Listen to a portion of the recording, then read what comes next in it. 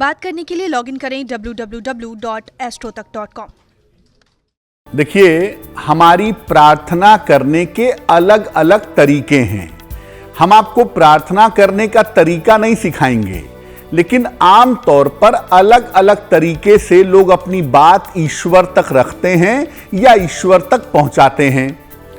कभी सरल शब्दों में अपनी बात रखते हैं, कभी भगवान के नाम का कीर्तन करते हैं, भजन करते हैं, और कभी मंत्रों के माध्यम से अपनी बात ईश्वर तक पहुंचाते हैं।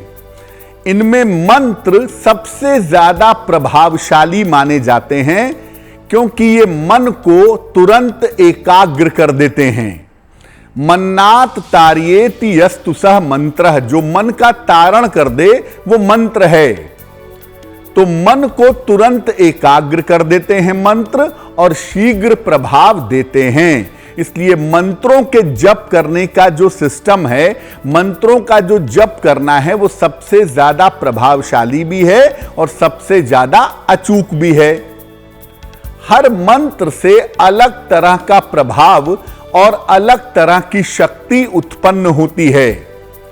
देवी के मंत्र का प्रभाव अलग है, भगवान शिव के मंत्र का प्रभाव अलग है, भगवान कृष्ण के मंत्र का प्रभाव अलग है।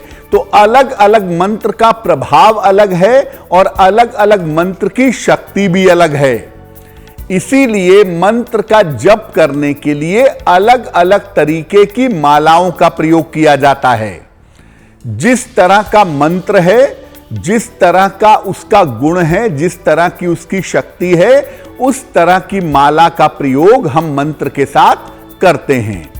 ऐसा करने से अलग अलग मंत्रों की शक्ति का लाभ मिल सकता है या मिल जाता है।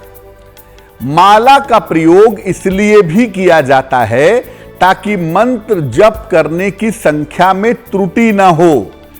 आम तौर पर हम कोई भी मंत्र सामान्यतः कहते हैं कि 108 बार जप करना चाहिए, और 108 बार जो माला में दाने लगे होते हैं वो 108 की संख्या में होते हैं। उन्हें हम घुमाते जाते हैं और मंत्र का जप करते जाते हैं, तो मंत्र जप पे ध्यान ज्यादा रहता है और माला की वजह से हम मंत्र भूलते नहीं हैं।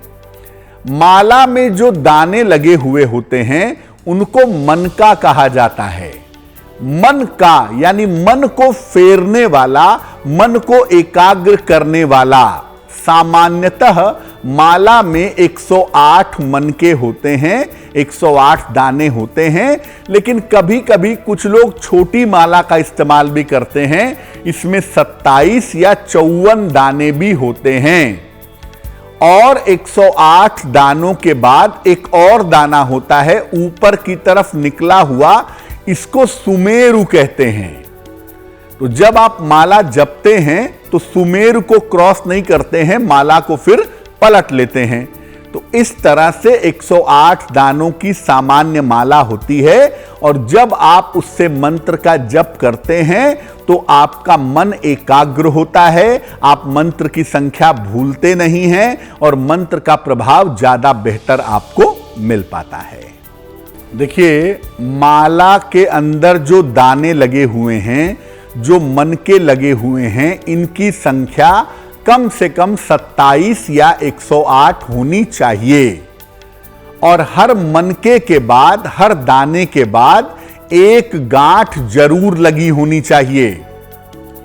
मंत्र जप के समय तर्जनी अंगुली से, इंडेक्स फिंगर से माला का स्पर्श नहीं होगा।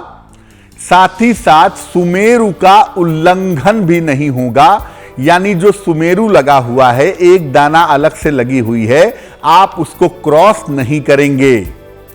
मंत्र जप के समय माला किसी वस्त्र से ढकी होनी चाहिए।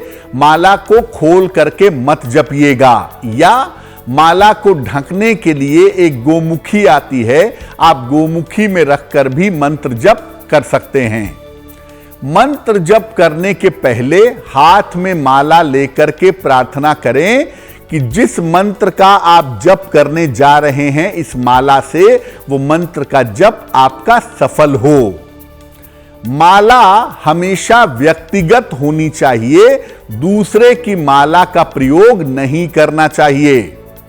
यानी ऐसा नहीं कि एक माला है घर में, उसी से पिताजी मंत्र जपते हैं, उसी से माताजी जपती हैं, उसी से पत्नी भी जप रहे हैं, पति भी जप रहे हैं, तो ऐसी स्थिति ठीक नहीं होगी। मंत्र जप करने के लिए हर व्यक्ति को अपनी पर्सनल माला का इस्तेमाल करना चाहिए।